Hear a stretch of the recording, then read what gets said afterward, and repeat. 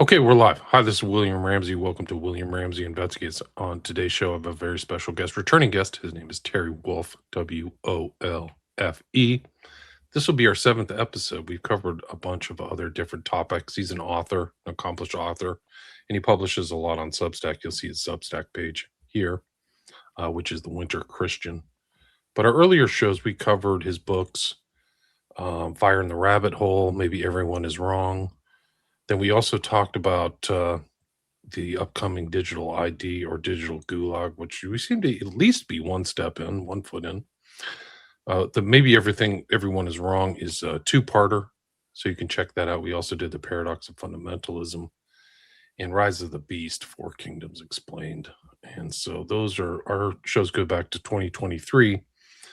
On my social media, I saw that he was covering this film that came out by Steven Spielberg, Disclosure Day, and it really rang a bell in my mind. Like this, there's people talking about it, people liked it, but this it's in within the context of all this disclosure, uh, this disclosure, the disclosure conversations that are taking place, like within the government and media, and then this film drops from like a major director with quite a catalog of films, and there's a lot to talk about, but I saw the movie this morning and I literally left the theater thinking I just witnessed or watched one of the most evil movies ever made. And I'm really not exaggerating. Like there was so much dark stuff in here and so many symbols and things and Easter eggs and things that he was referencing that I knew of. And I left just in shock that this film was made in a lot of ways. And Terry has written about these kind of esoteric occult aspects of the film and what they were doing. Terry actually wrote the article about it being a satanic initiation. I'll bring up that article as well, but he can talk more about that. So Terry, welcome back to the show. Yeah, thanks for having me, William. I like to me the UFO psyop is sort of the other shoe waiting to drop. Like it's going to be the thing I think that ties a lot of like right now it doesn't seem like it because nobody cares about UFOs even when Trump is doing this disclosure process, supposedly nobody cares. It's kind of very uh, I think they're slow rolling it in such a way um, to not make a big deal out of it, but there are these elements. Spielberg appears to be part of that cabal that need to keep that story going to try to hype it up. Um, what I wrote in before I actually saw Disclosure Day, I just saw preview stuff from it. Yeah, this one here, Disclosure Day is satanic initiation, but can it generate anti-Christian zeitgeist? Um, I ended up pointing to this New York Times article where, and people should probably know this already, that you know the Pentagon has been like reaching out to Christian pastors and televangelists and stuff, trying to convince them that they need to go to their congregations and prepare them for disclosure to basically soft launch this idea that Christianity is actually fake and that their churches are obsolete and really you're going to have to convert to whatever the Pentagon says is the truth. That's the new gospel. It's like it's such a bizarre, ham-fisted, awkward sort of way of trying to push this into Christianity. And before the show, you had mentioned, and I've having the conversation with other people, like, why is it just Christians? Wouldn't Muslims and Jews also be? It's not monotheistic, so any monotheistic religion should be challenged by this, but they're just specifically targeting Christians. Um, and so this New York Times article is like talking to some professor, so-called, pseudoscientist that's talking about these UFO experiencers, they call them, which is a term that Spielberg uses in the movie. He calls these people experiencers. And this is a very awkward fake word, right? Like nobody uses the term experiencer normally. But the interesting thing about the way they're presenting it is that, these people, the UFO phenomenon, the belief in this is not a religious belief. It's not you don't believe in aliens in the way that you believe in Jesus. That's UFO stuff. That's science. That's sacred. That's, you know, factual. And you're an experiencer if you have one of these trance-like, you know, uh, interactions with the non-human intelligence. That it's all dressed up as science. But why is it that when they have an experience, they're an experiencer, but if a Christian has a conversion or, you know, you know, this interface with God where they're convicted and they repent and they have this Holy Spirit, the transformation that takes place in all these Christians, they're just religious and it's just a belief. And so they're trying, that's sort of like the first trick already, is to frame the UFO PSYOP sort of community as not being religious. They're the real truth that has been suppressed and is waiting to sort of explode onto the scene and change everything. And so even earlier than this Disclosure Day stuff, last year, I wrote an article called Psionics Unveiled as Demon Worship and Disclosure as Mass Initiation. I wrote that in February of last year. And I have clips there. It probably won't be on the main page of my Substack. It's pretty old. I could link it to you here. So in there, I have clips of this News Nation interview with Jake Barber and Fred Baker, these special forces guys who openly talk about how these are demons, and they're saying that they're summoning them through what they call psionics, but what a Christian would just call worship. They're just worshiping these mysterious spirits, and they say that it's a spiritual process. They say that psionics is the process through which they can interface with these non-human intelligences. Like, it's all wordplay, but like when they call it demons themselves, and they say that the only way that you can summon them and interact with them and see these lights in the skies and sort of like command them to move, and they sort of do what you're trying to tell them to do, it's all spiritual, and you have to channel love towards them. It's like, this is pure religious, mystical experience. This is not some scientist in a lab coat doing measurements and like trying to be objective here. It is an emotional and spiritual thing, which is why Disclosure Day to me is like a perfect confirmation of my theory, where I was saying this disclosure is initiation and it's about demon worship, because in this movie, the whole point is ultimately that these aliens are trying to teach mankind how to love. Like, thanks, aliens. We really needed you to tell us that. Not like Jesus told us that. You know, we need aliens to tell us about empathy. And it's, again, a very emotional, spiritual, mystical process. And we can get into the actual symbolism that they use. But I find this very interesting, that the whole idea of aliens has transformed over time from biological creatures that just happen to evolve on other planets because the universe is so big, and then they happen to have advanced technology and they happen to come and visit us, and you know, so there's these little green men that just evolved in a different ecosystem, and we're sort of strangers to each other, and someday they might visit us and reveal themselves in a way that, you know, that's the classic like H.G. Wells science fiction thing. But by now it has become an almost entirely religious, mystical discussion even. And you are expected to, like, even in the movie, obviously they have this Christian Catholic character who is the only person who's like thinking about like what the implications are of if this gets disclosed, and they're paranoid that Christianity is going to collapse.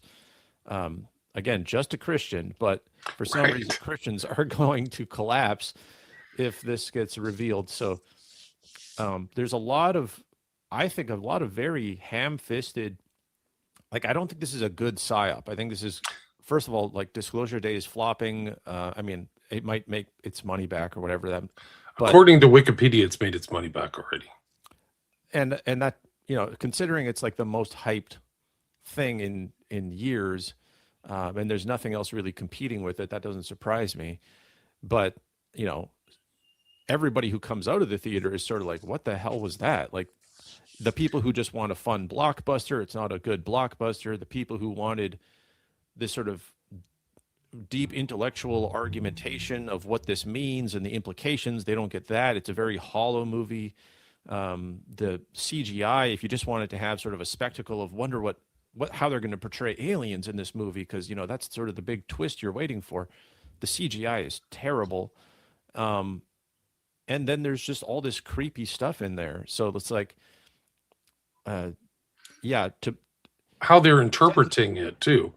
I mean, maybe what you can do also is just explain this. We're going to spoil the whole film for you guys. So if you haven't watched it, or, this is spoiler alert, so to speak. But mm, maybe you can just talk about the general outline of the film and the characters and stuff like that. yeah. So the basic plot of the movie is that there is a whistleblower guy within the private military, paramilitary sort of organization that's been suppressing all this alien information. And that scientist, this main character, he wants to disclose everything. He's stolen the information, he's escaped from their facility, and he's now like searching for a way to get the footage to a reputable news station, which is already embarrassing because it's like, in the age of social media and TikTok and everything, like the idea that you have to get it to CNN and before it's real. It's like boomer mentality of Spielberg or whoever wrote it. Yeah, exactly. Yeah. But so the plot is just how can he get to the media, but he's sort of only got half of the piece of the puzzle, and then you're introduced to Emily Blunt's character, who is this weather woman in Kansas, who is who is sort of awoken suddenly when a bird flies through the window, lands on her, dining room table, and she suddenly awakens these powers to read people's minds and to also project ideas and thoughts and basically mind control other people. Although it's presented somewhat innocently, it's really it's like casting spells. It's like witchcraft that she's doing. And so she gets these intuitive impulses of she has to be here, she has to leave, she has to go do this. And in the end, they meet up. And then it's sort of a race to escape this paramilitary group that's trying to stop them, although really not trying very hard. It's kind of embarrassing how the paramilitary group in here is one of the most amateur, Keystone Cops or idiotic, something. silly group I've ever seen as a bad guy group in an action movie. But anyway, they end up getting to the news station through all these synchronicities and sort of coincidences, and then the whole like last act of the movie is this: they start showing the footage in the theater. You're watching it, and they have this news anchors, and the news stations are all picking it up, and it's supposed to be this very emotional and suspenseful sort of. It's like there's no music; it's played very quiet and sincere and profound. That this footage is being revealed, and they have this news anchor commentating the whole thing and trying to make it seem as profound as possible. That she doesn't know what to make of it, and I'm sorry you have to see this. I know this is blowing your mind and all this stuff, and it's like really trying to get sort of force it to be this poignant, transformative scene. I don't know how anyone else felt about it, but I was like almost laughing when I was seeing what they were considering the footage. But that's how it sort of culminates, and then the group behind this disclosure, the good guy group, they reveal that there is a literal like elder alien, and they show them to the world, and through the scientist guy can understand what the alien is saying, and he tells the weather woman, and she goes and tells the world. It translates for the world, and tells them to just listen. That's the final word of the movie.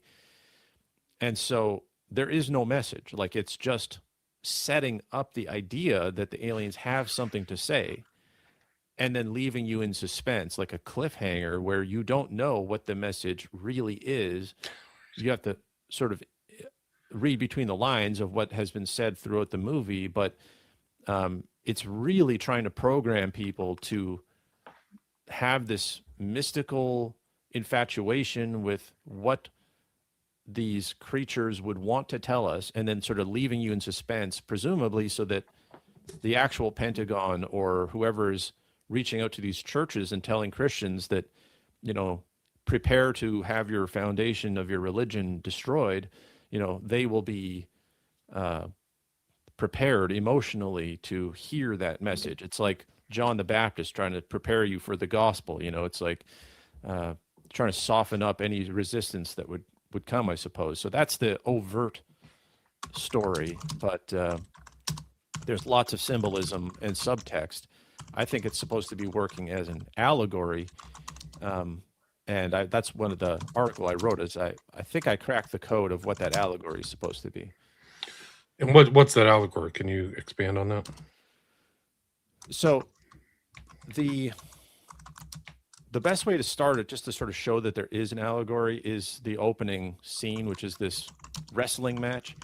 And, in an allegory, because a lot of people don't even know what an allegory is, it's where there's sort of another story being told through the symbols of the main story. It's not even necessarily like one-to-one. This character, a character can represent something very different from what they're presented as, but there's an internal logic that keeps the allegory going. And so it starts with this wrestling match where, there's a red and a blue fighter, and it's kayfabe, they're pretending to beat each other up. And so this is how the allegory starts, is this idea that the red versus blue is this kayfabe fight. It's the Democrats, it's the Republicans, it's Washington, it's sort of this whole idea that, the conflicts that we are presented with is just distraction and entertainment. And then in that wrestling match, there's actually this secret handoff where this whistleblower is trying to, or at least going to pretend to give over the information he stole in order to rescue his girlfriend, who was kidnapped by this paramilitary group. So you're sort of starting in the middle of this story, not with the beginning where he's trying to steal the information and get out or whatever. It's starting in this wrestling match of all things. And so, like, the allegory is that the public is always distracted by news and the politics and these big headlines and stuff like that, but secretly behind the scenes, that's all just distraction and theater.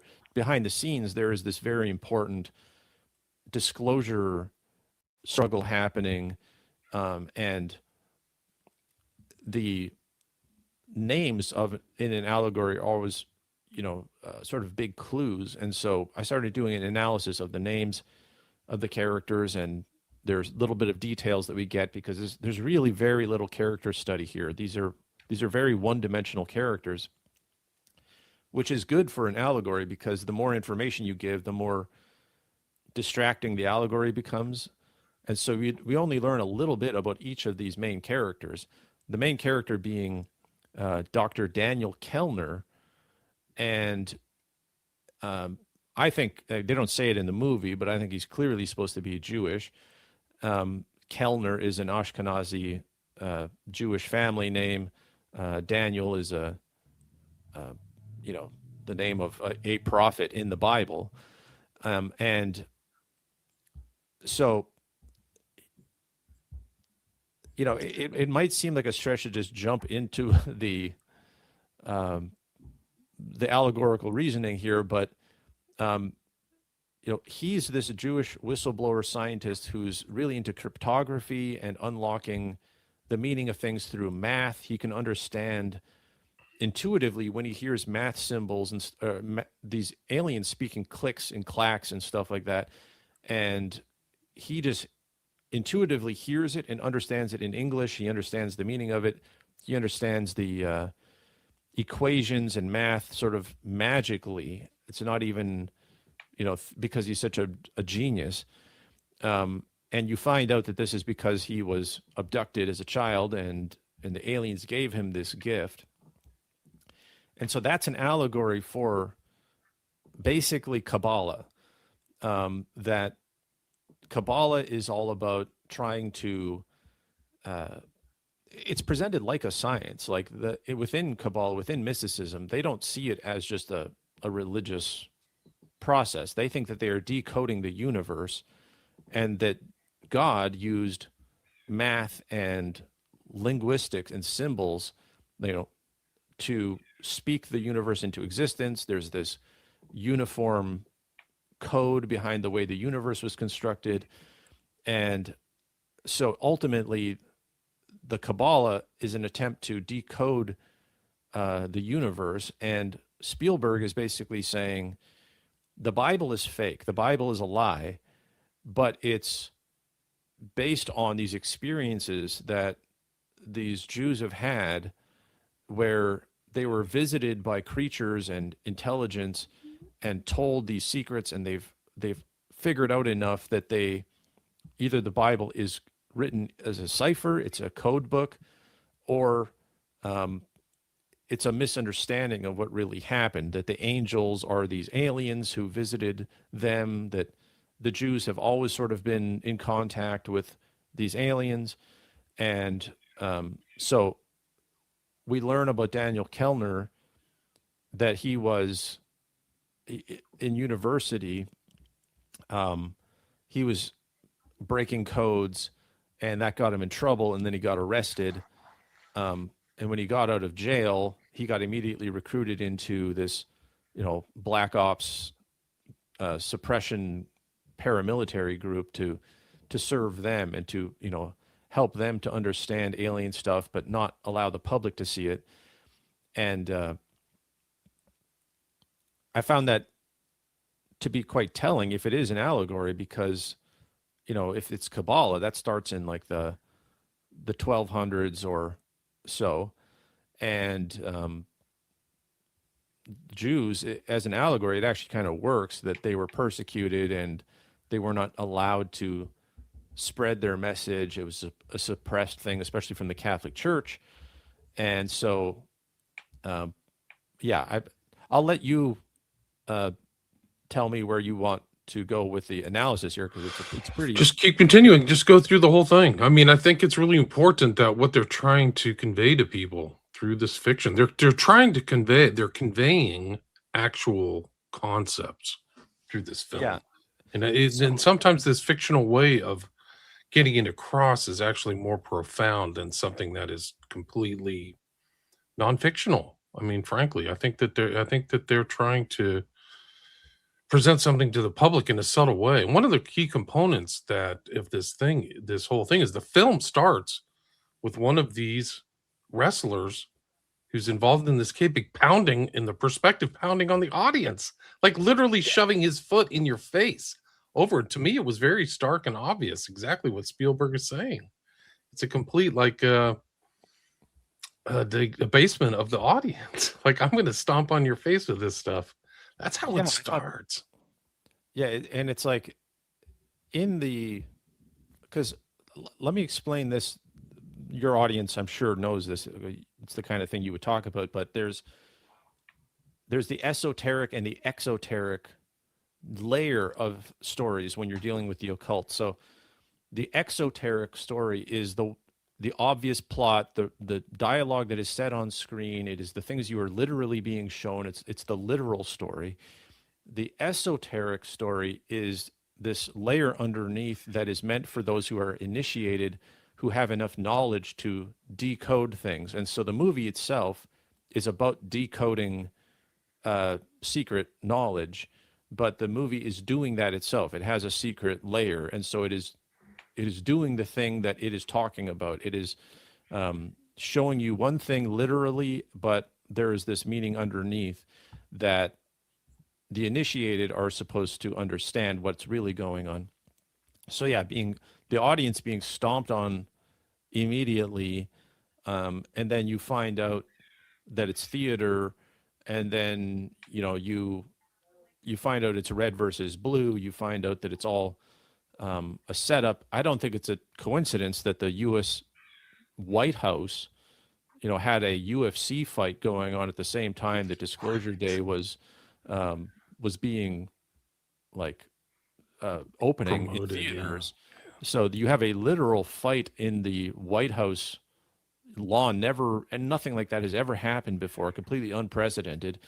And Trump just happens to be doing a disclosure release like every weekend as there is a UFC fight, as Spielberg creates a movie about disclosure with a wrestling match with red versus blue and stuff. Like this is a coordinated psyop. Right. And It's a psyop because there's war with Russia too. They mentioned right at the beginning, they emphasize that there's this global conflict between US and Russia. That World War III is going to break out. You see a Korean ambassador at some point. So the implication is that North Korea could be, involved in this. You get these hints of what's going on in the background, but the movie does not emphasize the importance of World War III or that anything like that either. It's presented as almost a side issue compared to this real pressing issue of disclosure that is the only thing that really matters because it changes the whole meaning of life itself and the history of humanity. And so he's trying to create this effect that disclosure is so big that it eclipses and dwarfs all human concerns and all conflicts. And this will be the thing that solves all wars. And probably because it destroys nationalism and the idea that we should have national interests. And that's the classic UFO propaganda, is that disclosure would destroy not only religious divisions, but national divisions. That goes all the way back to H.G. Wells in The War of the Worlds, and this idea that Britain was not ready for alien invasion because they were too provincial and too compartmentalized, and the nations need to work together. It was sort of an advertisement for the United Nations and all this kind of stuff. But anyway, in this story, I'm just going to move to the next character here, this ex-Catholic girlfriend that he has, Jane Blankenship. So decoding the name Jane Blankenship, I think it's pretty obvious that she's supposed to be an unlikable sort of blank slate character, sort of a nobody who is just getting in the way of this disclosure movement.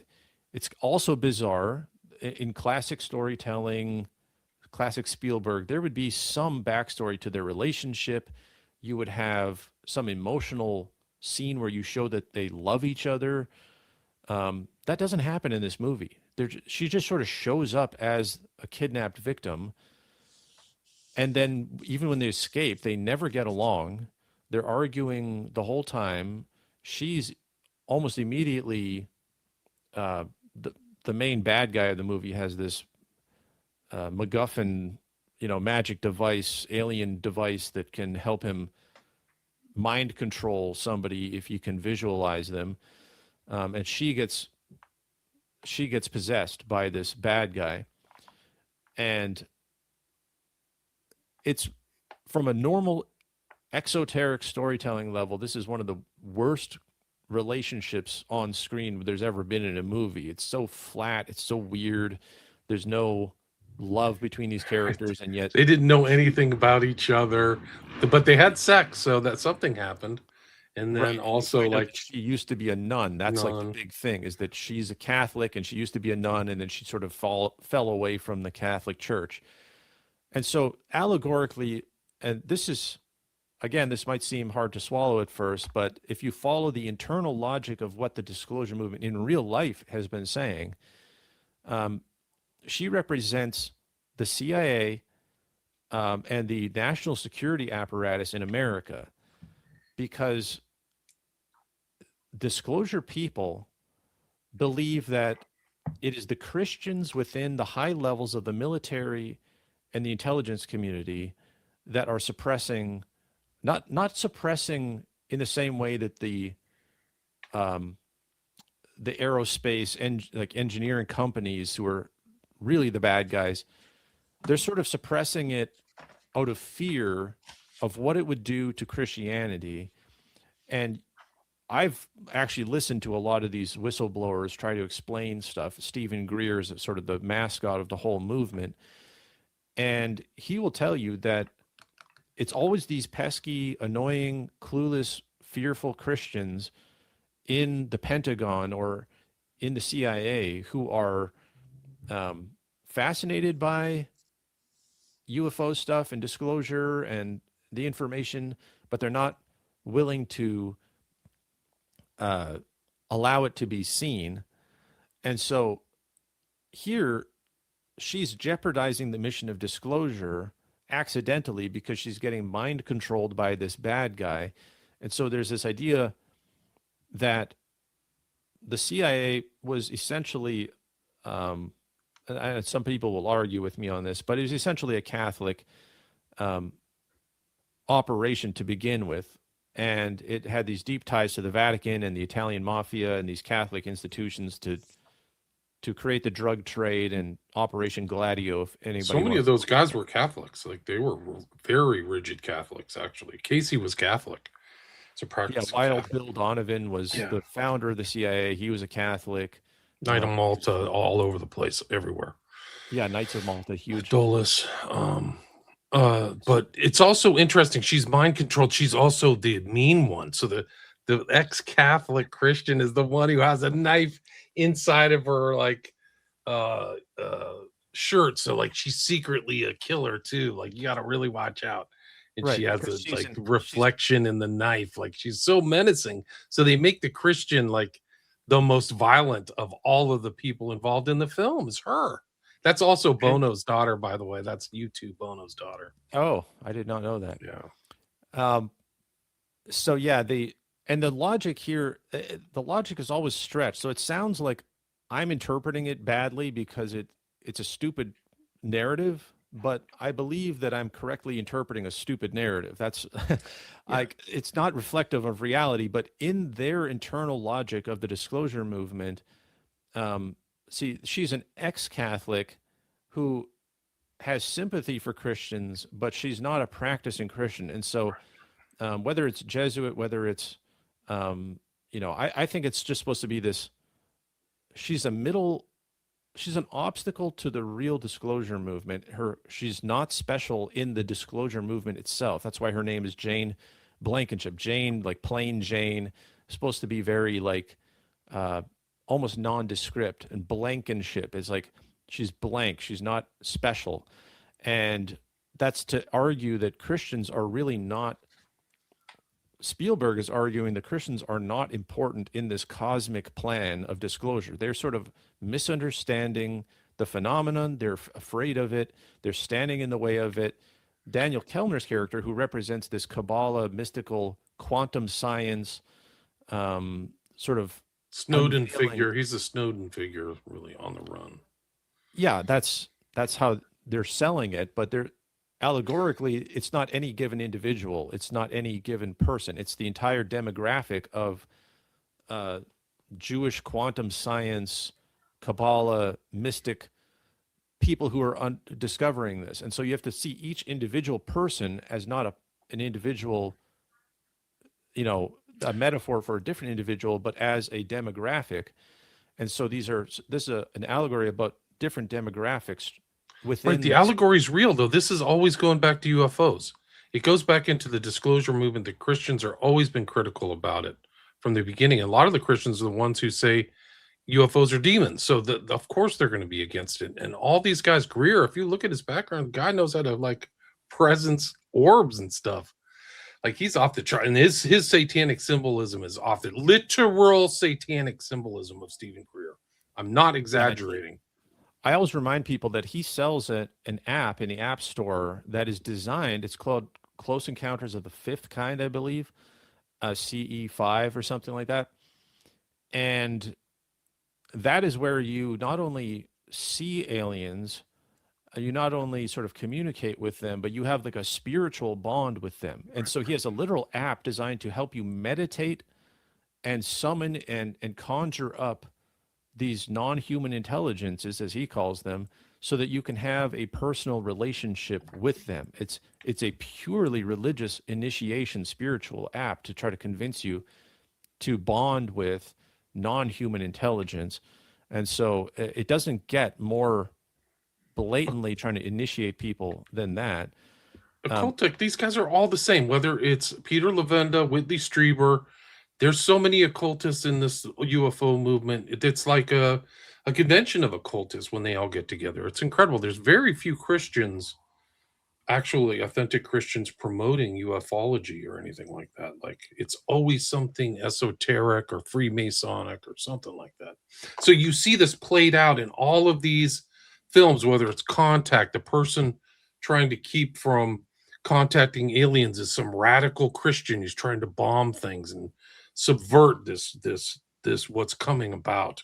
And that's what this character is, this Jane character. And she's using Christianity to forestall it. She prays in Latin. She's in a convent. It's all there. She Like, pierces her own hand with a crucifix in order to try to create enough pain that she snaps out of the trance that is as she's being mind controlled by this evil person. And so, you know, I'm happy enough to get in the ballpark of what this allegory is trying to say, because I would have to talk to Spielberg myself to, try to understand where exactly he was trying to get with it. But this major other piece of this allegory, I think, is obviously Emily Blunt's character, Margaret Fairchild. And this one was the one that really surprised me, because I was expecting a Christian allegory to demonize Christians and make them sound like they're part of the problem. And I was expecting, well, I wasn't expecting a Jewish mystical Kabbalah thing, but, that doesn't surprise me. But Emily Blunt's character surprised me because I was waiting to see, what does she really represent? Obviously, you could just say she's an attractive woman, and so she's a main lead character, and then she's part of the disclosure movement. But the details we get about her are quite surprising, because she has a theme of butterflies. She has, I believe, a butterfly necklace. Later on, we see a recreation of her childhood home where she was abducted, and her wallpaper on her bedroom is completely butterflies. And so you have this simultaneous messaging of metamorphosis, just transforming and awakening and becoming your true self, which happens to her when this bird lands on the table and she awakens to her psychic powers, or psionic powers, you could say. But also monarch programming, the idea of being abused as a child and then, being programmed through traumatic mind control. And so her story is that she ends up, when she was a child, she was met by woodland creatures in her bedroom, a deer and a fox and a bird, I think it was, something like that. And she sort of is clearly in this trance, as she walks through the wall of her home, just passes right through the material of the wall, and walks barefoot through this snowy field into the woods, and ends up in what she calls Hansel and Gretel's house. And so you have sort of Disney woodland creature princess symbology with the butterflies around the walls. You have this idea that she describes the snow as being warm on her feet. She doesn't think that it's uncomfortable or cold. She's very at peace, very subdued, trance state of mind. And one of the things I point out in the article that I don't think many people noticed, and I haven't seen anyone talk about, is the footprints in the snow go from being hooves and bird claws and fox prints or whatever. They start to transform into what looks like chicken feet and chicken footprints, which is if you see the aliens in the movie, these green alien characters or whatever, grays, they have those types of feet. And that's very important for the allegory because in Kabbalah and in Jewish Talmudic teaching, not even Kabbalah, just the Talmud, um, they say that demons have chicken feet. And they say that if you want to know if you've been visited by a demon at night, you should spread ashes around your bed. And if there's chicken footprints in the ashes when you wake up, you know that you've been visited by demons. Wow. And so the specific usage of chicken footprints in the snow, Spielberg is literally arguing that yes, aliens are demons, but demons are good. So he's not hiding that they're demons. He's saying if you know that, chicken feet equals demon, and these aliens that I'm showing you that I'm saying are good, they have chicken feet, and here's the footprints.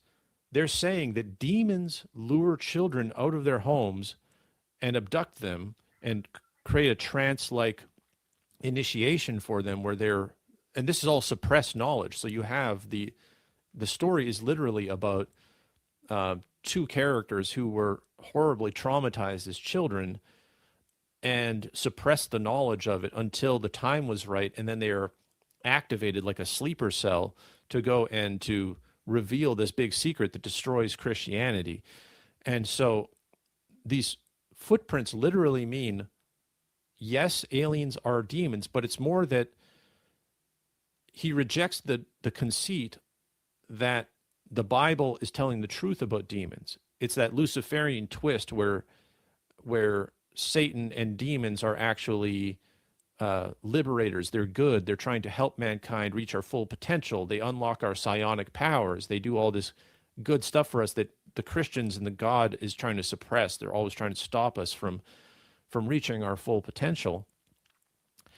And you look at other clues about this Margaret Fairchild character.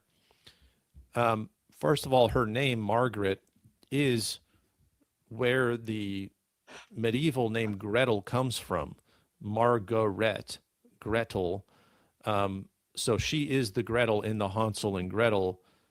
It's also odd because the house that they go to is not Hansel and Gretel's house in the fairy tale. That's the witch's house, right, that is trying to cannibalize them. And so you have child cannibalism being spun as being child abduction, child cannibalism.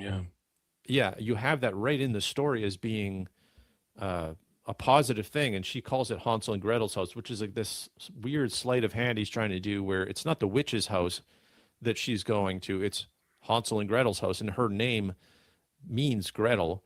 Fairchild, obviously she's pale skinned and white, but also this is supposed to be about her innocence and her childlike nature that they keep emphasizing in the film. That I find it was hard for me to get that because she's had so much plastic surgery or whatever it is that she doesn't seem natural to me when I see her. Like, she's beautiful, but she's she looks fake, and I don't get a childlike sense from her.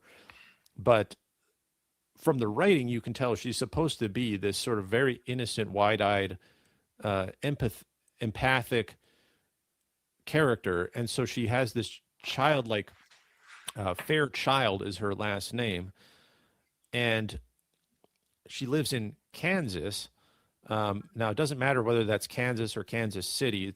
Any reference to Kansas is going to blatantly be a reference to the Wizard of Oz, and this idea that we're not in Kansas anymore. Kansas represents the state of ignorance, represents the state of purity before you see the man behind the curtain, you find out Oz. Again, it goes back to the kayfabe, this idea of unveiling. So it's tapping into both Hansel and Gretel and Wizard of Oz and the Disney princess, woodland creatures, fairy tales and stuff. So he's sort of tying in all of this childhood Disney-like programming into Margaret Fairchild's story. And she's also a weather woman, which is not a coincidence. The idea that she has this intuitive connection to the weather, and she does a dance. I don't know if you caught that, but every time it's going to have this big storm, she says she can't help but do this dance. And so you have a weather dance. She literally does a weather dance in the movie, and she claims that she can't help it. It's this feeling that comes over her where she has to do the dance. It's sort of a stupid moment in the movie. It doesn't add anything to the plot. It just seems like she's a sexy, appealing character. But they reference it a couple times. Her boyfriend mentions that she like does this shimmy, this dance when it's the storm. But the hailstorm she's predicting doesn't come. Well, it's because she was early. See, she's such an advanced witch, essentially, is what she represents. This European Germanic druid, that she actually has an intuitive spiritual connection to the weather. And so this is like white witch symbolism, which really surprised me because I'm like, what the hell is he doing with this in the middle of an alien disclosure film? This doesn't seem to have anything to do with UFOs or disclosure. And what it basically comes down to is that she's the new age sort of archetypal good witch, anti-Christian white witch who is more empathetic and more intuitively, spiritually wholesome and pure than these Christians who are always, again, represented by the Jane character, conflicted and dour and miserable and Have a secret knife up their sleeve. treacherous treacherous, yeah. honest.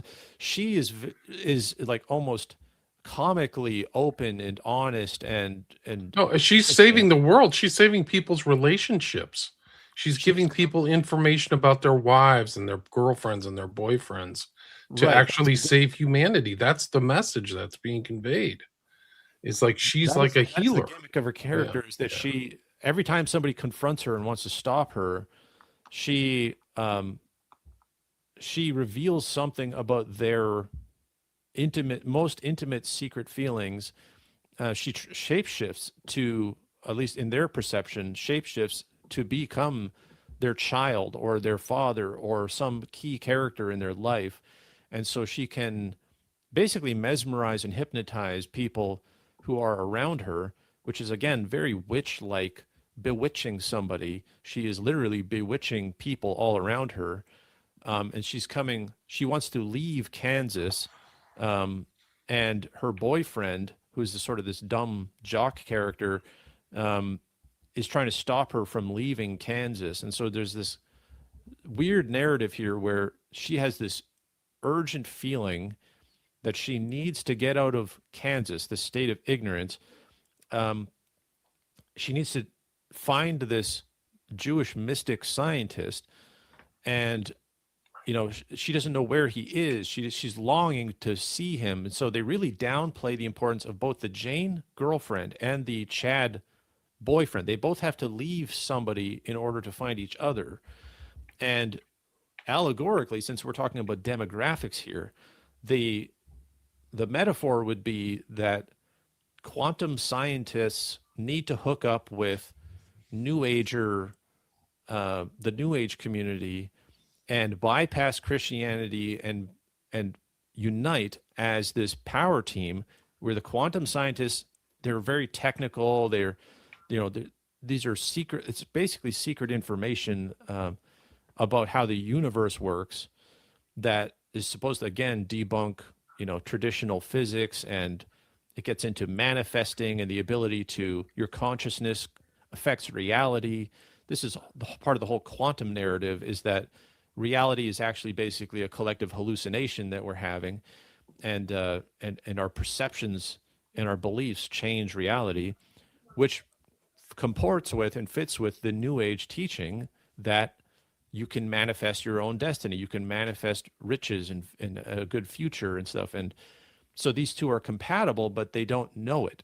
That's the heart of the allegory. It's not the heart of the explicit film that you're literally being told, but that's the allegory. And between it all, you have this elderly, wise figure called Hugo Wakefield, He's the black scientist, sort of father figure here, and he's was part of the paramilitary suppression, aerospace group. Um, but he stopped and he got 12 followers, so very much a Jesus figure with 12 disciples.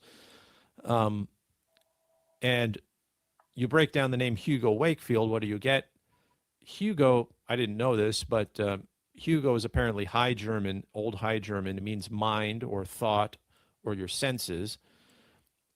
And Wakefield is his last name. So you're a field theory. It's very much about quantum physics, the interaction of invisible forces, these fields, and Wakefield. You're awakening these fields, and so this is you combine Hugo and Wakefield, you get somebody who is so awakened in their mind that they can basically alter reality. And what does he do throughout the film? He's in contact with the scientist. Um, he's not in contact with Margaret Fairchild, but he gets in contact with her. He figures out where she is, and then he starts to subtly, he trains her, he coaches her on how to trust her intuition, so that they can meet. And so he's this sort of middleman character who is orchestrating the disclosure. And I believe that this can only be a metaphor for Rosicrucianism or Masonry, or I think the best candidate is Theosophy, which is the mystical secret society that is trying to ultimately fulfill their destiny. They believe they have a destiny to enlighten mankind, to get us out of the dark ages, which they think includes Christianity, to break away from Christianity, to realize that we have this amazing power within us, that we are destined to conquer the galaxy, and or at least to have communion with non-human intelligence from the cosmos. And in Theosophy, in the New Age, you have this whole Christ consciousness phenomenon, where it's not that Jesus is the Christ and we all should worship this one man and obey what he says. It's that we each need to become Christ. We each need to discover our own Christ consciousness, and we all tap into that, and we all become like Christ, equal to Christ. And that's the New Age theosophical fantasy, is that we all become like Jesus, and he was just one guy, and his followers distorted his teachings, and that's why he became the center of this religion. But they would argue that we are all supposed to become that. And so allegorically, now you have the Jewish quantum scientists, Kabbalists, mystics, whichever angle of that you want to emphasize. I'm not sure which one Spielberg, maybe he just sees those as so interrelated that they're inseparable. And then you have this druidic, ancient, mystical side of things. And then between them, you have this hidden hand, this secret society of Theosophy that is trying to wed them. So they both have to break away from their existing relationships, that neither of them love their partners. Like Margaret Fairchild does not love the Chad character. The Daniel Kellner does not love the Jane character. And when they meet, they don't have a romantic relationship either. It's all business. It's all about trying to achieve disclosure. They're not they don't have any interest in each other sexually. And you find out that they had this shared childhood where they were both in this spaceship, this cabin in the woods that was not a cabin in the woods. It was a alien spacecraft, and the woodland creatures that led them there openly reveal themselves to be aliens once they're inside, and they're on these operating tables, and and they get these crystals forming around their eyes that implant some sort of weird thing in their eyes, and that they get And implanted. then their eyes turn into butterflies, right? Like, I mean, wow. So the in butterfly this. butterfly theme is reflected there. One of the interesting aspects that they borrowed from Arthur C. Clarke is the notion that, in Arthur C. Clarke wrote Childhood's End, where the aliens disguise themselves. They don't show themselves as actually demonic. And that's what Clark's a total pedophile, total Nambla pedophile. And there's some serious issues about, you mentioned the scene. Why are they 2 10-year-old like white European kids with blue eyes on the operating table in, being tortured by demons, if it's acknowledged that this chicken thing. But Arthur C. Clarke in Childhood End said the aliens didn't show themselves as their real person, and it's reflected right here in this film. Like, so they know the science fiction kind of background. Whoever wrote this, Cope, who's worked with Spielberg for a long time, they know some of these details or some of these motifs or tropes from science fiction and ufology.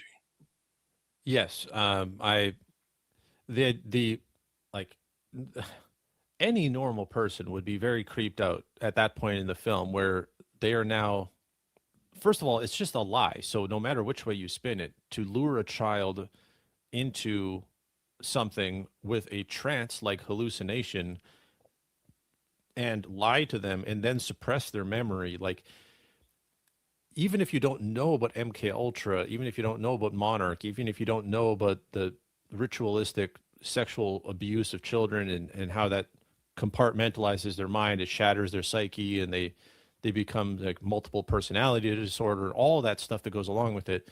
It's just creepy on the face of it that especially once you see the alien, they're not cool looking. They're They're scary looking. scary. They look like demons. And so that's just blatantly on the surface. And then you can go as deep as you want below that as to what he is trying to imply here, that are we supposed to expect that in the future there's going to be basically an activation of all these monarch programmed people who are going to suddenly come out and proclaim that they have had experiences, that they are experiencers like the characters in this movie? Is this movie supposed to sort of serve as the activation? Are they waiting for a signal? Like, I'm not sure whether to put emphasis on this movie as being some sort of signal flare that actually matters and will change anything, especially because it's not popular and it's not getting a lot of traction. People aren't buying into it. Just like with Trump's disclosure stuff, like nobody's buying into it. But you can see that they're trying, and so that's all we can do when we're analyzing it, is what are they attempting to do? Right. Well, these And are all very influential, powerful people. Trump is the most powerful person on earth. And here he is telling that he's going to disclose something that nothing happens, much like this film.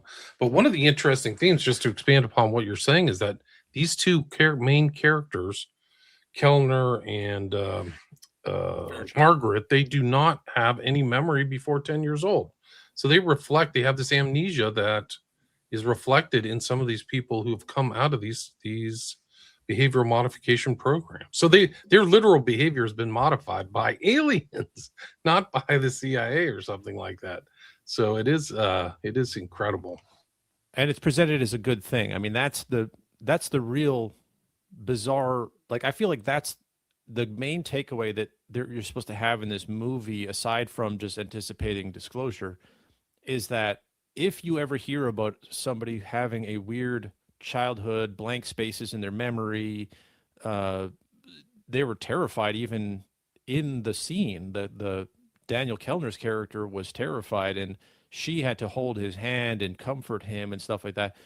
And so this is presented as a terrifying experience for these children, and that if you ever hear somebody testify about these things, that it's actually a good thing. These kids were terrified. They were abducted. They were transformed against their will with no consent. Traumatized and amnesia. These are all words, standard words of mind control. Yeah, and that this is an ennobling, beautiful thing, that a gift that these aliens give them because they have this higher destiny. Um, one of the key phrases they use in the movie, that sort of convinced me that this was really trying to go for the allegory, is that several times this Hugo Wakefield, elder wise figure, he says the phrase, "It's always been you two." It's so Yeah, you could say that's, he's referring to the fact that for the 30-year-old, 35-year-old, however old these characters are, they have always had this shared trauma, this shared history together. But allegorically, what he's saying is that these are the two demographics, these are the two groups that have always been in contact with aliens and have always experienced these things and are the chosen messengers of the aliens. So you have the Druids, this ancient Germanic, European culture of animal worship, spiritism, believing that the pagans believed that the gods took the form of animals and visited humans, like that's in Greek and Roman mythology. You have this whole history of animals being disguised and actually representing gods, which in this movie, aliens are gods and gods are aliens. There's no distinction there. There's no higher power above aliens. It's just aliens are these spiritual figures that come and visit us in different forms. And then humans misunderstand them. But in the allegory, druids are one strain of revelation. They're this one group that has had this long history. It's always been with them. Jews, apparently, this is my reading, have been the other one, that they have sort of received more of the linguistic, if you believe that Hebrew is this, language that God used to create the universe, then Hebrew would be this. It has a mystical quality to it. The language itself, according to Jews, has like the mystical quality. And that's why they believe they are the chosen people, that they have this, this insight into the very substructure of the universe, the metaphysics of how reality itself works. And the Kabbalah is always about trying to understand the way that the universe started, and the way that angels are essentially this lower order of beings who are closer to the light, closer to the origin than us, and so they have to initiate us upward. And the symbol of the Israel, the hexagram, as above, so below. The whole, it gets into the hermetic, thing. That it's sort of this syncretic. All mysticism sort of is supposed to culminate in Kabbalah. They are the masters of all these mystical schools of ancient thought, including the Greeks and the Romans and the everything. They sort of tie it all together, and they're supposed to be the ones that understand it. And so if you hear Hugo Wakefield's character, this theosophy type character, saying it's always been you two, I believe what Spielberg is trying to say is that Christianity was never really part of the conversation. They never got the real revelation. They are not keepers of the truth. It's always been pagans, New Agers, and well, of course they wouldn't have called themselves New Agers, but like basically the New Age movement, which represents this druidic, ancient European tradition, and Jews, they are the ones who are actually destined to be together. They have to leave their current relationships. The Jewish mystical people have to break away from Christianity and reject them. The European druidic New Ager characters have to leave Kansas. They have to leave this pleasant state of ignorance where there's nothing wrong with Margaret Fairchild's life. She's not running from some paramilitary group. She's just a weather woman that everybody loves. And so they both have to reject their current status quo and find each other. And theosophy will be the thing that basically gives them the instructions, awakens their ancient memories, tells them about their history where they didn't even realize they had the shared history. The Jews and the Druids never seem to know about each other. They don't talk about each other. But if they are both visited by aliens and they both have this shared scary / profound history with being visited by the non-human intelligence, as they would call it in the disclosure movement, then yeah, their destiny is to basically break away from their current relationships and tell the world how reality works and set up aliens as being uh, the big answer. And then, um, just as one example that I've seen in my own personal life, I've heard people I know talk about this, and I don't know how popular it is in general culture, but there's this concept of the indigo child, um, which is a new age 1970s term, which again, 1970s, as you know, very powerful child abuse period of time where they're trying to normalize the whole satanic panic, you know, uh, finders and just the people who are McMartin, on and on. so the indigo child is the idea that basically these people are not just these kids are not just sort of creative and rebellious and interested in different things. They have a special aura chakra. They have this um, astrological communion with the stars, and they are destined for different things. And so, destined to, as they say, um, challenge traditional systems and elevate human consciousness.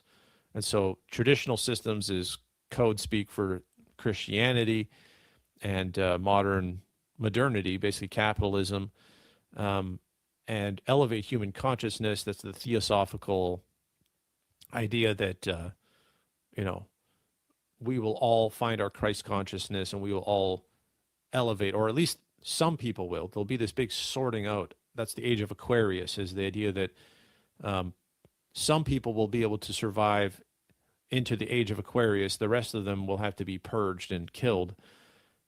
But yeah, that's essentially that's the allegory in a nutshell, is that these Jewish and Druidic traditions need to converge under the supervision of theosophy, and you'll realize that what Christians have called demons are indeed spiritual beings that have interfaced with humans for thousands of years, but they're actually the good guys, and Christians have been suppressing the good demons from teaching us about empathy, I guess, or the whatever the message is that they're ultimately trying to share here is The basically powers, the literal powers. You can learn math, the math of the universe, the language of math. You can learn how to other people, ESP, all at one mint. It's all there. Like that's what these demons are providing to Margaret and this guy, Daniel. That's literally what the message is. There's incredible statements in this. When the guy Hugo brings out this kind of alien technology, he literally says something like straight out of Crowley. He says, "Make this an instrument of your will. Give yourself over to it."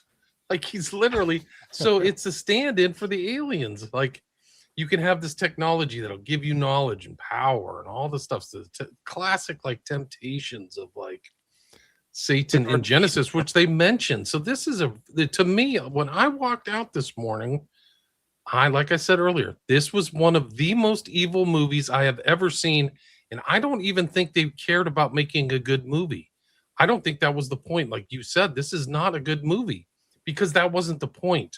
This is a propaganda piece. This is a satanic UFO propaganda piece to its core that's totally inversionary and subverts Christian ideas and even just biblical ideas in general, even the Old Testament. It's incredible. And at the end, she brings about world peace and resolves everybody's problems. So if you go with the aliens, you're never going to suffer. It's just like the great Luciferian temptation. Like, come under my wing and I'll solve all your problems. It's absolutely incredible. And this the reason why this matters is not that Spielberg has the power to, shape history or anything like that. He's just a messenger. He's just part of some cabal that has to keep pushing this thing. The reason why it matters is because it connects and resonates so closely with what the real life disclosure movement is trying to pitch constantly, that this, if we got the secret suppressed reverse engineered 0 point energy, this idea that the Pentagon is hiding all of this secret tech that they got from aliens. The aliens have been trying to offer us life-changing, revolutionary magic healing powers and magic, not magic, I guess, quantum science or whatever, however they would explain it, but that basically, it's not just Christ consciousness and a personal, improvement of your psyche and your spiritual life, but yes, it would end all wars. It would end nationalism. It would transform the whole world forever. And so this disclosure is tied up in the idea of not only this new age of understanding the universe, but of literally receiving gifts from the gods, as they would sort of think of it, as Spielberg is trying It's to their pitch. version of gifts of the Spirit, gifts of the Holy Spirit. It's their version. Disclosure Day is in direct contravention with Judgment Day. Disclosure Day is their paradise. It's not based on the Bible. And the world has changed forever, is what they say at the very end. And that's what it is. And you're supposed to listen. So this fictional thing is full of like real world, like concepts and things that they're trying to impart to the listener. It's 2.5 hours of like almost pure satanic Luciferian evil. It's incredible. Yeah, There's literally one more thing, Terry. Literally, one of these little girls at 10, they recreate this house. So they make the backdrop of the entire movie Americana, middle America, all white, pretty much. I mean, some of the other like elites are Indian or black, so the neurologists and stuff like that. So they've got their kind of diversity, kind of interjection in there. But the whole thing is like this normalcy of diners and American cars and American trains and backdrops of like that. So they're juxtaposing that with that. They're trying to. This is part of the influences. They're trying to propagandize normal Americans with this very abnormal ending and outcome, and it's just absolutely incredible that they put that in there. There's no longer unconventional these ideas. They say it at the end. This movie is totally evil, and these are all gifts of the Spirit. Like in some of these alternate religions, whether you're in like the yoga's supposed to grant you these kind of gifts too, but invisibility is one of them. So there's all these like plays and mind melds and all this stuff in here that's really kind of new age thought. Yeah, and the tying together of I like to obviously I wrote these articles about Jake Barber and these different whistleblowers who have come out and explained these things. They have been trying to launch this for a while, that the Pentagon holds the secrets. The government is trying to suppress the secrets of this, what would essentially be a religious revolution. Christians are going to be the first ones in the line of fire who have to admit that they were wrong or wildly adapt their thinking. But yes, they themselves, and it sounds stupider than even the movie, that these special forces guys come out and say that these are angels and demons. They've been summoning them in secret government programs, and that the only way to interface with them and to summon them is to channel love towards them. I mean, that's real life headlines that they're trying to push into the narrative. Spielberg is, in a way, like he's dealing with the biological aliens, and you see this footage. We should talk about that, where you see them being tortured on operating tables, and that's supposed to be this gruesome image that that Jane character, she can't even look at it. It's so grotesque that these aliens have been sliced open and killed on this table. And people have pointed out that there's very much like a Gaza genocide sort of parallelism going on, where you see these bombed out structures and these aliens, languishing and dying in the rubble, and you're supposed to be so sympathetic towards these aliens. And as people have pointed out, it's like real life people are being murdered and genocided right now, and it's being ignored, and nothing's being done about it. But you are supposed to imagine that aliens have been persecuted, and that's who you're supposed to sympathize with. The current human problems are not an issue. Like you said, World War III is sort of happening in the background of this movie, and it doesn't emphasize it at all. it's sort of equated with the kayfabe wrestling match. And so that even that is the sort of the satanic reframing of what humans' priorities should be. It's not that, humans are suffering and the aliens are going to help us, you know, or that we need to help each other. We need to stop wars.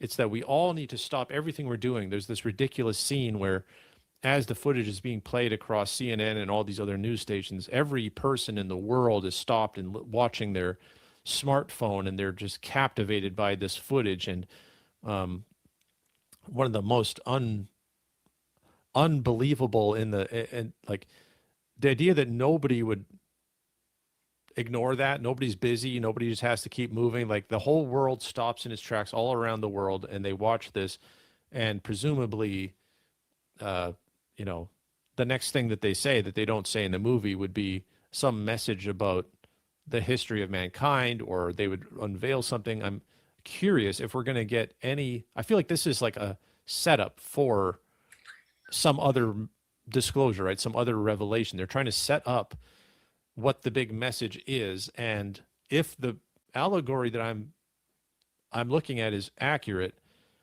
what we should expect next would be New Agers and quantum scientists coming out to sort of explain how the UFO phenomenon fits into this scientific, spiritual, cosmological worldview that revolutionizes everything, and in the process, sort of debunks religions and nationalism, and therefore we should all get along, and we should all, you know, put aside our prejudices and our normal fears, and that, you know, this movie's sort of even frames the bad guys of the movie as sympathetic, that there's no real such thing as evil. There's only humans who are afraid of things. The main villain of the movie, not that it's fleshed out in any sort of interesting way, but there's some sort of traumatic thing in his past with his wife dying, and so that's why he's such a bitter person and why he's such a meanie. And you know, if only we could all understand each other, then we would put aside our conflicts. He's the great white oppressor meanie. Hugo's the black guy, the thoughtful kind of in the wisdom black person or black woman motif. It's the same old kind of claptrap, like somebody said in the thing. But I think the setup for disclosure is the point. That is it. That is the point. It's not to actually have actual disclosure. It's to set up. That's the satanic initiation you're talking about. It's not to have a conclusion. It's to set you up to take that next step into the occult, or into theosophy, which is the occult, or into that Barbara Marx Hubbard worldview, where you're communicating with these entities. That's it. That's how deep and dark this film is. It's totally evil. Built on child abuse. Like it's yeah. I gotta prep for another show, so I gotta kind of wrap it up. Where can people find your? Is there anything you like to add, or anything you like? Anything I missed? No, I would just say, if people want to read these articles, my Substack is the Winter Christian, so winterchristian.substack.com. It's been getting a lot of positive reception, so people are interested in this. A lot of people don't really care about seeing the movie, but they want to know what it's trying to do, and so I'm open to more comments and debate about what exactly it means. But yeah, this is a big swing. It might be a miss, but it's a big swing at trying to push this alien, not only disclosure, but an occult satanic worldview with it. A lot of these, Paul says in the chat, experiencers, mind control. It's a good point, because I've read a book called Among the UFO People, and he says that these experiencers also are into the occult. They talk to their ancestors. They communicate with animals. So UFO is like one in a suite of like extrasensory things, or whatever schizo things these people are experiencing. Squiffy, the reviews are atrocious. Amy Blunt, I think she's a good actress. I got to give her credit. She actually kind of pulled off this kind of really mid movie. Yeah. I feel bad for her because she has no good writing to work with. Like, so the lines in here are so so bad. It's such stiff writing. Yeah, she's a great actress. I really appreciate. I really like. I was like, this movie's super mid, but she's good. There's a lot of numerology. I was looking for it. I mean, I only watched this once in the theater. It was like 20 minutes of freaking intro ads before the movie started. It's freaking terrible. I don't know what this person's talking about. Annoying tie. Well, my friend, I have to get a new keyboard, guys. It doesn't makes a lot of noise. I'm sorry. Let's see. Oh, this was a real event in Rua. I'm familiar with Rua, Zimbabwe. John Mack covered that. Building Yes, I've Eden heard in of your that heart. too. Yeah. I think the anti-Christian narratives were pushed for promote. Well, it worked. I mean, it got people's attention to see what it is. But it's part of it. It's definitely is. Zero cultural impact. I hope so. I mean, I think that they tried to have a cultural impact and they tried to get some buzz for this, but I wouldn't spend 2.5 hours watching this, guys. I would take it back, but I think it's important of what they're trying to impart. That's And that's the whole UFO movement sort of has this syndrome where they're pushing as hard as they can. It's a delicate subject. They can't push it too hard, or else people uh, will sort of have this reaction where it sort of becomes comical. So they're trying to slow roll it out, but you kind of have to remember that just because it's a psyop, that doesn't mean it's going to work. These guys can fail at a psyop. They can waste money and resources trying to sell you something, and that's a large part of this whole history. Failed right. attempts at brainwashing. Like we haven't, and it's because the Christians are here. It's because of me and you. It's because of people like us in your community and my community who see through this stuff. And that's why they hate us so much. They hate the fact that we can just see through their propaganda, and and they resent us for it. So now they're setting up this. They're sort of soft launching the tribulation. They're like, Christians are sort of in the way of world peace. We might have to get rid of them. They've always been. Barbara Marx Hubbard said that we have to get rid of the Christians. They're holding us back. A quarter of humanity has to go. And you've seen this. We're in a genocidal phase right now, whether it's Russia or Gaza or Iran, which they're not stopping. This is like the agenda for against Iran is not stopping. So, but hey, if you follow the aliens, we could have world peace, is what they say at the end. Yeah, this is the alternate to Judgment Day, guys. It's Disclosure Day. It's totally transgressive. Just let's see. Go to space, bro. Let's see. Christos. Kabbalah's necromancy. I think so. I think you're right. A lot of the same guys. AP gifts. Hey, welcome. I get all your emails, AP. I appreciate it. If I don't respond, I apologize. But some of the same names I'm seeing. Hey, Gerald, Lizzie.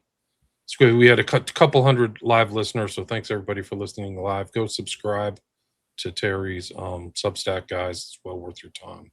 He covers other things that we did not covering today, but a lot of variations on the same theme. I mean, no question. Thanks a lot. I'm trying to be more attentive to all of these chats, but it's really hard to keep up. But I do appreciate all the chats and support, everybody. Bart, just want to say hi to everybody.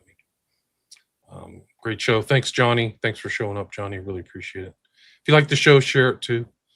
And go check out, like I said, go check out Terry Wolfe stuff. And our other interviews, which I talked about at the beginning. If you missed the beginning, you can see that stuff. Yeah, Rosemary's Baby is at the Dakota, literally across Central Park from Jeffrey Epstein's hell mansion.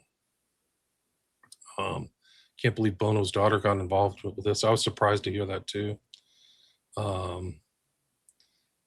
Boomers are going to buy into this sinker. Maybe, who knows?